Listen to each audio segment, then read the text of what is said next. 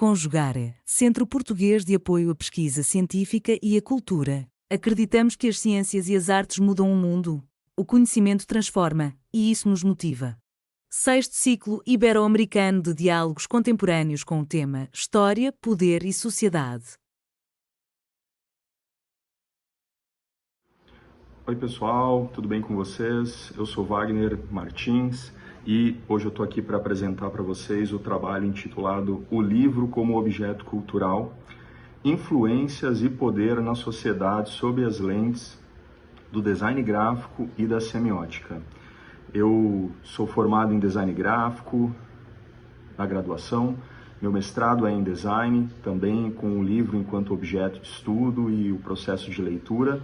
E no meu doutorado eu estou fazendo em História, e meu objeto de estudo é o livro e a relação das pessoas com esse objeto, com esse artefato, que eu denomino no meu estudo como artefato histórico, como artefato de design, como artefato de semiótica, que basicamente traz consigo significados, traz consigo razões de existir e também objetivos de existir, e significados para as pessoas, né? Então, o livro, enquanto objeto, é um artefato que gera significado para as pessoas a partir daquilo que elas também trazem consigo de vivências, de repertório intelectual, visual, uma série de aspectos que nós vamos ponderar durante a minha apresentação. E, além disso, obviamente, ao longo da história da humanidade, é possível perceber situações nas quais o livro exerce uma relação ou uma influência de poder na sociedade e sobre as pessoas, né, sobre grupos e assim por diante. Então, nesse sentido, é importante a gente entender um pouco o que é esse objeto, quais são os aspectos relacionados ao design, à semiótica, essas questões relacionadas ao significado desse objeto para as pessoas e, portanto, a partir desses aspectos, a gente entender quais são as relações de poder que ele exerce sobre a sociedade ou na sociedade e, obviamente, nos indivíduos, nas pessoas de uma forma geral. Então, o livro, desde a sua criação, aí eu estou falando, pessoal, como a gente conhece o livro hoje, esse códex, que a gente passa as páginas e vai lendo, vai interagindo com o conteúdo. Então, desde a sua capa, o tipo de papel, a quantidade de páginas, inclusive, o formato das letras, o tipo das letras utilizadas no livro. Também aspectos como as imagens, as ilustrações, os elementos gráficos que são utilizados no livro, nessa diagramação feita. E percebam, até agora, em tese, eu só falei do livro físico, só falei daquele objeto em que a gente consegue pegar nas mãos, nas nossas mãos, e ter uma interação física com ele. Mas a gente também tem o livro digital, que é mais recente na história humana. A gente pode datar aí mais ou menos a partir da década de 1970, meados da década de 1970, a inserção dos livros digitais propriamente ditos, e ao longo aí das últimas décadas, já entrando no século XXI, uma presença mais marcante dos livros digitais. Aí, obviamente, também com a chegada dos aparelhos digitais, haja visto aí os smartphones, os tablets e especificamente os e-readers, que são aqueles aparelhos que a gente usa para ler livros digitais, por exemplo, Kindle, e aí existem outros aparelhos também.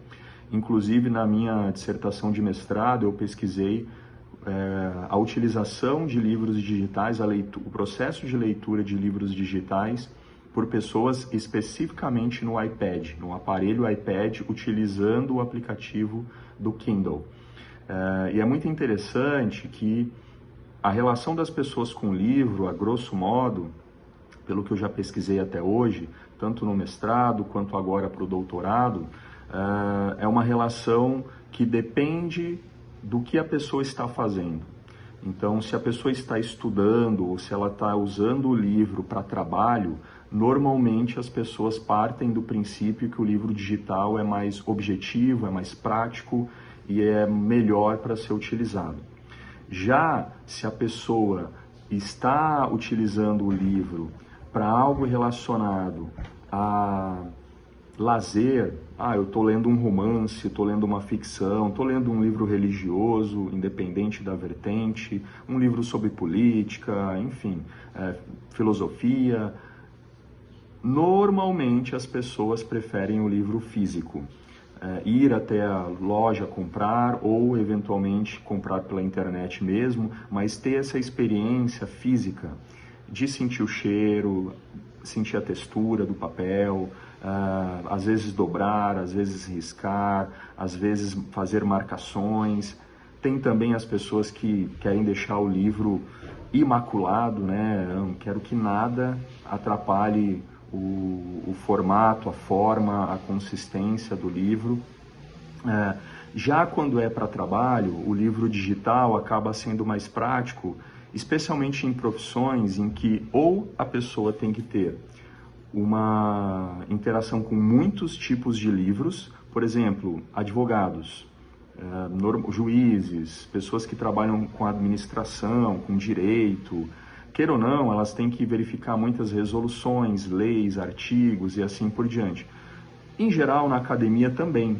Então, eu imagino que vocês que estão me assistindo devam utilizar também muitos artigos, muitos periódicos, muitas teses, dissertações, TCCs, trabalhos de conclusão de curso. E queira ou não, quando a gente consegue ter acesso a esses materiais de maneira digital, facilita muito o nosso trabalho, inclusive para a gente fazer fichamento e esse tipo de coisa.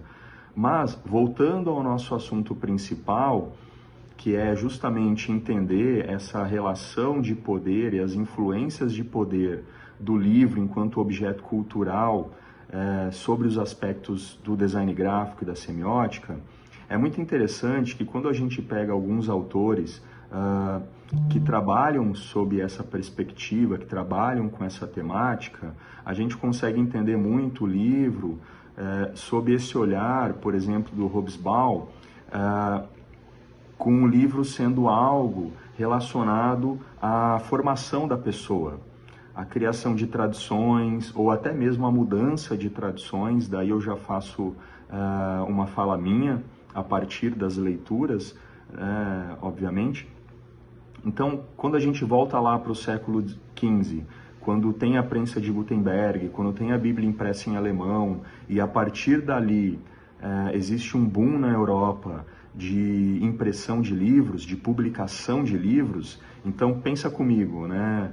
Já ali é estabelecida uma relação de poder, ou aliás, uma quebra dessa relação de poder, porque antes, queira ou não, as pessoas basicamente que tinham acesso a livros e que sabiam ler, estavam ligadas à burguesia, às monarquias, aos grupos de poder já estabelecidos. Então, as pessoas comuns, elas não tinham acesso a esses materiais e, por conta disso, elas sofriam essas influências do poder.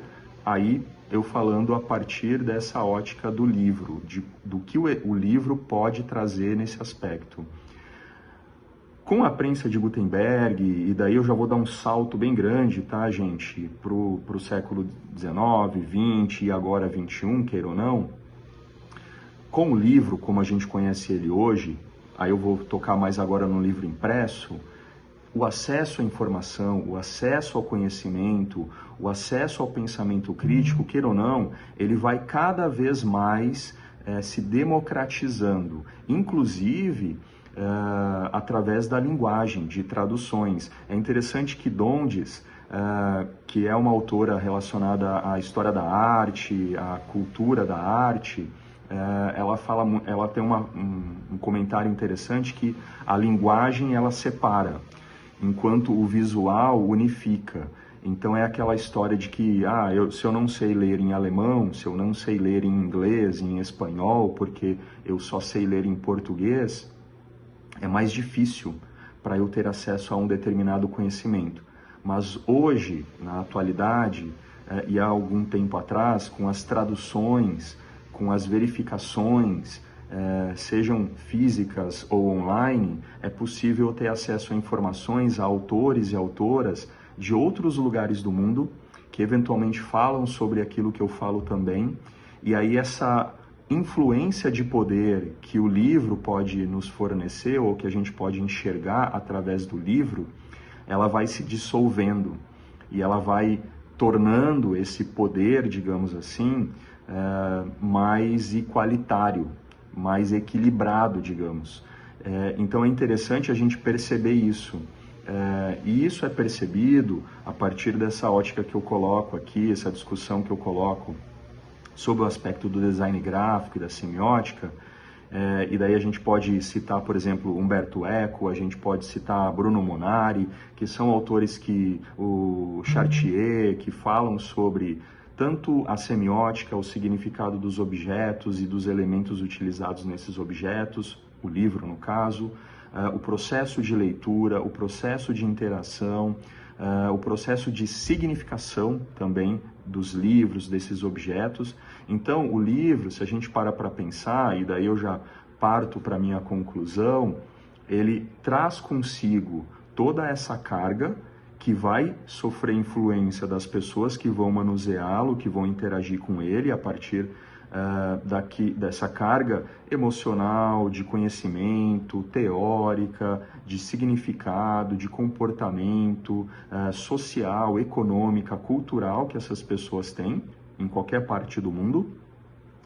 Mas também essas pessoas vão sofrer influência a partir desse objeto, da tipografia escolhida, das cores escolhidas, do formato como a capa foi feita, como ela foi projetada, do design utilizado, do layout estabelecido, do projeto gráfico do livro, de como as informações são dispostas nessa publicação, se ela é mais fácil, mais difícil, se o tamanho das letras são compatíveis com o público-alvo majoritário para o qual esse livro se destina, e uma série de outros elementos que, queira ou não, vão trazer alguma influência de poder sobre essas pessoas, e o contrário também é verdadeiro, dessas pessoas para com esse objeto. De eu até indicar ou não esse livro, de eventualmente, por exemplo, governos proibirem ou indicarem um determinado livro, seja pelo seu conteúdo, seja pela sua forma, por uma série de elementos. Então, na minha opinião, é uma relação muito interessante essa do poder que o livro exerce sobre a sociedade, do poder que a sociedade exerce sobre os livros, aí eu falo de uma maneira plural, e de como esses elementos de design e semiótica trazem influência também, até, por exemplo, sobre o processo de escolha. Entre eu escolher um livro ou outro, que talvez tratem do mesmo assunto, mas que sejam de autores ou autoras diferentes, e, inclusive, de livros que tratam exatamente do mesmo assunto, que eventualmente foram, por exemplo, vamos pegar um livro que tenha sido traduzido pela mesma pessoa que traduziu, mas que trazem projetos gráficos diferentes. Então, sabe aquela frase, nunca julgue o livro pela capa? Queira ou não, pensa comigo, né? Provavelmente você em algum momento ou outro julgou um livro pela capa. E aí eu não estou falando de julgamento se o livro é bom ou ruim, eu estou falando de, eu escolhi esse e não aquele porque eu achei mais bonito, porque eu achei mais agradável para mim. Então, só aí é um exemplo de como o design gráfico traz uma influência sobre o livro, e queira ou não, é uma influência de poder, né, se a gente para pensar. Então, nesse sentido, pessoal, a minha apresentação é essa. Eu espero que essa contribuição seja valiosa para cada um e cada uma de vocês, e que a gente possa pensar como o livro pode trazer influência, sim, para uma sociedade, como a sociedade também pode influenciar a distribuição, a disseminação do conhecimento, o conhecimento correto, verdadeiro, pautado em teorias sólidas, em pesquisas, em ciência e assim por diante. Também não perdendo essa questão lúdica que os livros também nos ajudam a ter, de criatividade, imaginação e criação das mais diversas possíveis.